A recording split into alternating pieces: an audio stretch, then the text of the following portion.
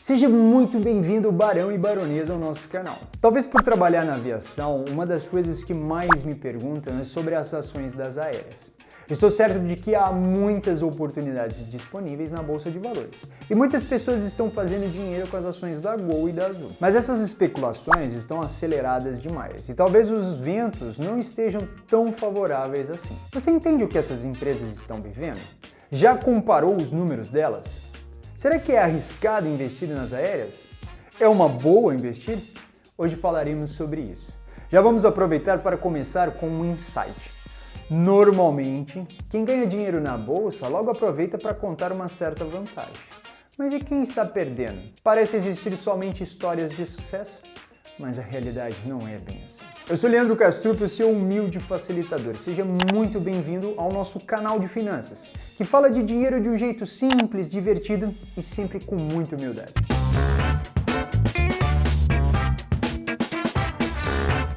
O preço é muito condizente com a expectativa do mercado, e essa expectativa nem sempre corresponde ao valor real da empresa.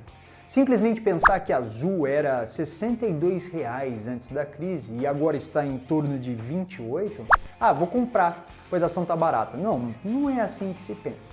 Temos que pensar em todo o impacto causado por essa crise, analisar os números e pensar qual que é o novo potencial de crescimento da empresa.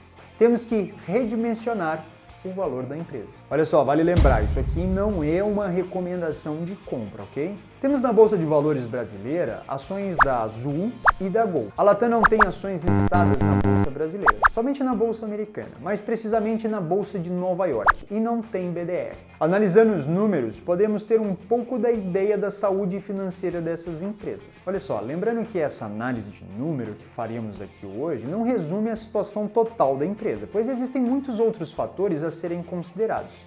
Acordos trabalhistas em andamento, rescisões astronômicas, tem muitos países que estão fechados, tem rota suspensa, tem aviões sendo devolvidos, tem redução salarial em andamento, tantas incertezas com relação à recuperação, tem novos procedimentos e tantas outras coisas que estão bagunçando o setor aéreo.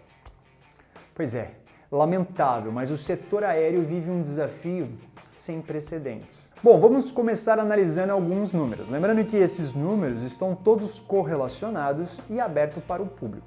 Não pense que por trabalhar na aviação consegui esses números de forma privilegiada. Esses dados são facilmente conquistados em site de análise ou na área voltada ao relacionamento com o investidor. Podemos avaliar esses números, que são indicadores de balanço, ou podemos também analisar os indicadores de mercado. Uma das coisas importantes para quem faz análise fundamentalista é a receita. Lembrando que é muito importante verificar se a receita é crescente. Temos que olhar sempre o histórico da empresa para ter um parâmetro geral.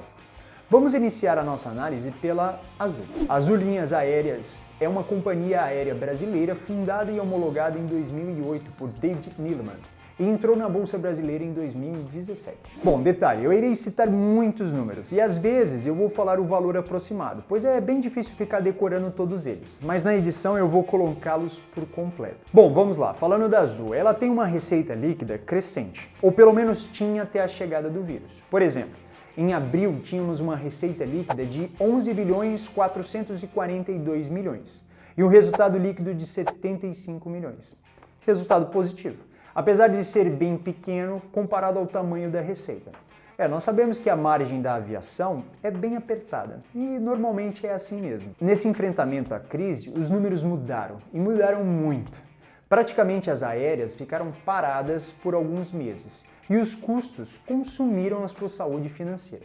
Se antes, lá em abril, tínhamos uma receita líquida de 11 bilhões 442 milhões, agora 6 meses depois temos 9 bilhões 486 milhões, uma receita bem menor. E o lucro líquido negativo, de 12 bilhões 177 milhões. Lembrando que todas essas considerações são baseadas nos resultados apresentados nos últimos 12 meses. Então, quando eu digo abril, eu estou me referindo do período de abril de 2019 até abril de 2020, quando basicamente começou a pandemia. E quando eu digo agora, eu estou comparando um período que abrange quase 6 meses de crise. Outubro de 2019 a outubro de 2020. E nesse caso já temos aqui o nosso primeiro alerta. Os números de receita e lucro líquido são bem alarmantes. Mas vamos prosseguir com outros indicadores. Comparar o EBIT também é uma forma bem relevante quando fazemos análise fundamentalista. Só lembrando, no caso do EBIT é um pouco diferente do resultado líquido, pois não levamos em consideração os juros e o imposto de renda. E EBIT nada mais é do que uma sigla em inglês para Earnings Before Interest and Taxes. Aqui no Brasil tem um nome muito mais bonito, Lager. Antes do vírus, o EBIT da Azul era negativo e já nos dava um grande alerta. E agora está ainda pior, em 2 bilhões 735 milhões. Claramente uma empresa que não gerou lucro nenhum em 2020. E vem passando muito apertado com a queda da receita. É aquele negócio, se o lucro é negativo, praticamente tudo fica negativo. Tudo bem, que a situação das aéreas está feia e a margem da aviação é bem pequena, isso nós já sabemos. Mas quais são as saídas possíveis para uma empresa que se encontra nessa situação? São duas: controle de dívidas e caixa. Cash is the king. Tudo bem, e qual que é o caixa da Azul? Antes da crise, a Azul tinha um caixa de 1 bilhão 710 milhões e até conduziu bem a manutenção desse caixa durante a crise, que está em 1 bilhão 631. Mas a sua dívida cresceu muito e está em 17 bilhões 600 milhões. Todos nós sabemos que as aéreas foram afetadas, mas quando olhamos esses números, percebemos que o rombo foi gigantesco. Muito maior do que conseguíamos imaginar. E a pior parte, se ela não está gerando lucro, é impossível mensurar em quanto tempo as dívidas serão quitadas e todos esses perigos da crise serão afastados.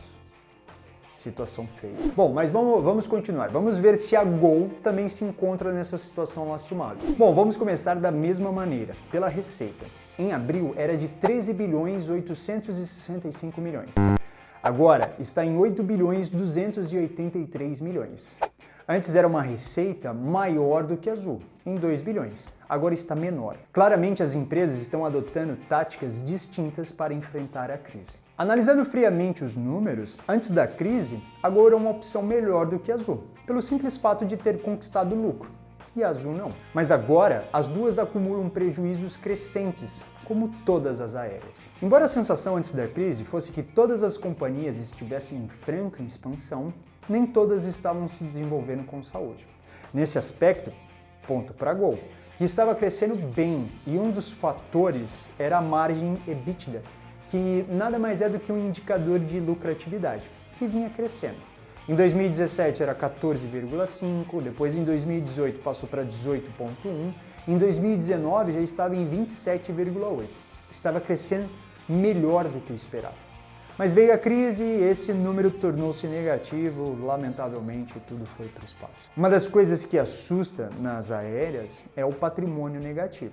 Ou seja, elas dependem muito de investidores externos. Não tem patrimônio. O caixa da Gol era maior do que o da Azul, 2 bilhões 599 milhões, mas ele também sofreu muito e caiu bastante. Está em aproximadamente 900 milhões de reais. Eu sei que esses valores em caixa podem parecer muito dinheiro, mas para uma companhia aérea não cobre as despesas de um mês. A dívida líquida da Gol está bem menor que a da Azul. Atualmente a dívida líquida está em 9 bilhões 385 milhões. Lembrando que a da Azul era de 17 bilhões 600 milhões. Mas em ambas as empresas, os valores da dívida líquida são astronômicos. Um ótimo indicador para entendermos se o nível de endividamento está controlado é a relação entre dívida líquida e EBITDA. Seria mais ou menos assim: se a empresa segurar toda a sua lucratividade, em quanto tempo ela pagaria todas as dívidas? Exemplo: se uma empresa X tem uma dívida de 10 mil reais e tem um EBITDA de 5 mil reais, levaria 2 anos para pagar toda a dívida, se ela segurasse tudo. E digamos que esse período de 2 a 3 anos para pagamento de todas as dívidas é super aceitável. E esse é um dos motivos pelo qual as aéreas são tão arriscadas. A receita está totalmente comprometida, estão acumulando prejuízos e a dívida é crescente. Logo, não conseguimos imaginar quando as dívidas serão quitadas. Eu, particularmente, já investi em empresas aéreas em um passado. Hoje os números não me agradam. e sei que representa um risco muito além do que estou disposto a correr. Bom, eu vou falar mais uma vez, acaba até sendo um pouquinho repetitivo, mas os valores da ação, nesses dois casos, não representam o valor da empresa, mas sim a expectativa do mercado. Tem mais de especulação do que o valor intrínseco do ativo. No curto prazo, essas ações ainda viverão uma instabilidade tremenda. E antes de investir, tenha consciência que durante esta crise, o setor aéreo foi um dos mais impactados e enfrenta muitos desafios diariamente. E aí, barão e baronesa, o que achou de tudo isso? Você já investiu em alguma empresa aérea? Espero de coração que esse vídeo possa contribuir de alguma maneira. Não esquece de se inscrever no canal clicando nessa bolinha ou no botão de inscrever-se. Te vejo no próximo vídeo. Tchau!